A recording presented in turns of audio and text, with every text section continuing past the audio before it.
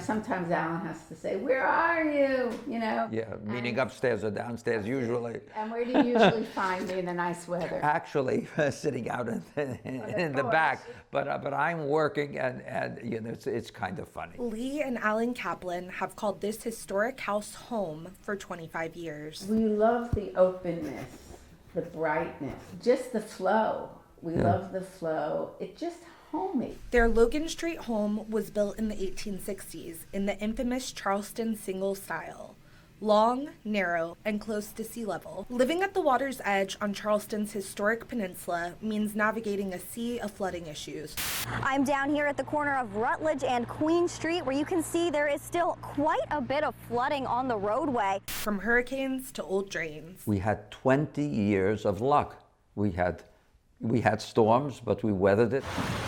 But over time, weathering those storms became tougher. Where 4 times in a row we had the flooding beneath the house in the crawl space. We looked at each other and said, we can't do this, because the 5th one could come into the house. And the cost of weathering them got higher. We had flooded so many times that they kicked us up to be FEMA, under the FEMA policy. Yeah, the insurance went way up. Close to $10,000. For a year? For a year. And we figured we can't wait, because it's too nerve-wracking. Right. We want to stay here.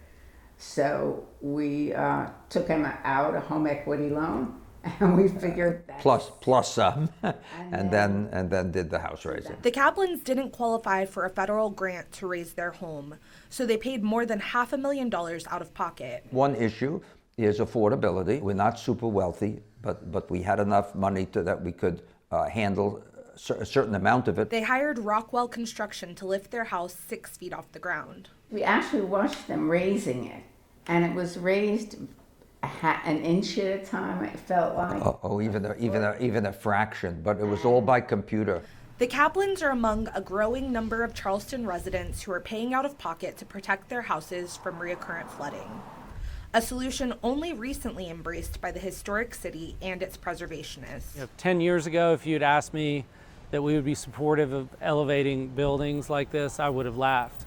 People started experiencing these really intense, repeated flooding events. So that's when the sentiment in the city started to change towards supporting elevating buildings. As long as the historic character of these homes remain intact, preservationists like Winslow Hasty and Aaron Minigan are supportive of the solution. But they also say the city must continue to work on broader flood mitigation strategies to keep their history above water. Despite these, kind of scattershot approaches to elevations, I'm glad that the homeowners are interested and want to do that. But no, there's a huge threat out there, and it's multidimensional. In Charleston, Adrienne Mayfield, Count on 2.